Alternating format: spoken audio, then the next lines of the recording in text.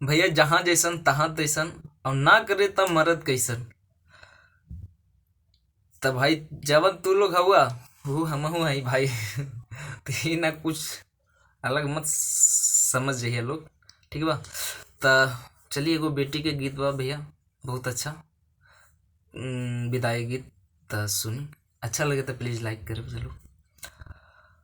हरे बनवा में रोवे ले बनी के कोयलिया, अरे बनवा में रोवे ले बनी के कोयलिया, अरे जलावा में रोवे ले चेल्हावा मछरिया, हरे बनवा में रोवे ले बनी के कोयलिया, हरे बनवा में रोवे ले बनी के कोयलिया, त जलावा में रोवे ले चेल्हावा मछरिया, त जलावा में रोवे ले चेल्हावा मछरिया।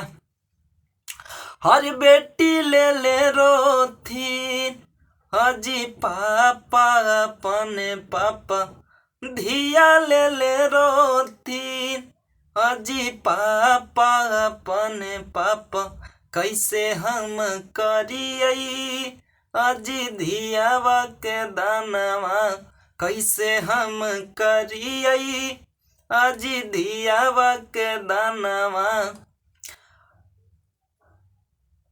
जैसे जी पापा जी तिलक चढ़ैला, जैसे जी पापा जी तिलक चढ़ैला, वैसही जी पापा जी धिया दान करिहा, वैसही जी पापा जी धिया दान करिहा।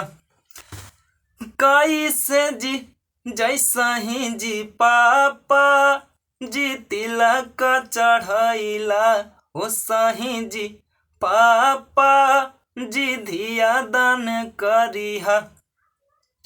तिलक चढ़ैते गे बेटी कुछु नहीं भइले, तिलक चढ़ैते गे बेटी कुछु नहीं भइले, धिया दान करते गे फटा है करे जावा, धिया दान करते गे बेटी फटा है करे जावा।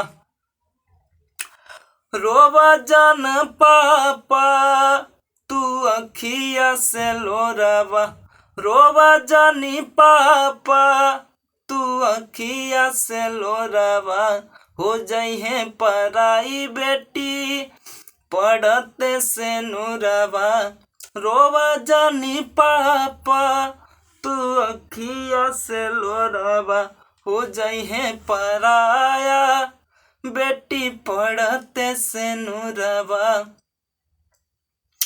अब के ही करतई गे पापा से दुलारवा, अब के ही करतई गे पापा से दुलारवा, हो जाइए सुना सुना घरवा दुआरवा, हो जाइए सुना सुना अंगना दुआरवा।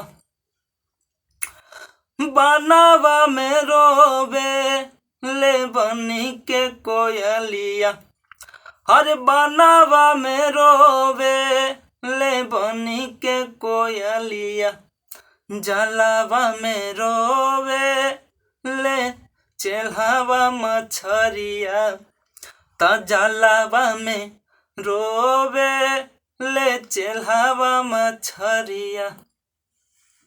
भैया नमस्कार प्रणाम, हम भोजपुरी मगही गया कशिश कुमार रउआ सभी तमाम भोजपुरी श्रोता सुन भैया समाज के भैया हम पैर छू के प्रणाम करत है। अब वीडियो अच्छा लगल होई भैया, वीडियो कैसन लगल आप लोग बताइए। अगर वीडियो अच्छा लगल होई भैया तो प्लीज़ वीडियो के लाइक करे, शेयर करे, दम दम धे दम धंधना के शेयर करके बा भैया, दम शेयर करी दम धंधना के दम फैला दी दम लोग। अगर वीडियो अच्छा लगल हुई तो प्लीज़ चैनल के एकदम सब्सक्राइब कर ले, लाइक करें, वीडियो को शेयर करें।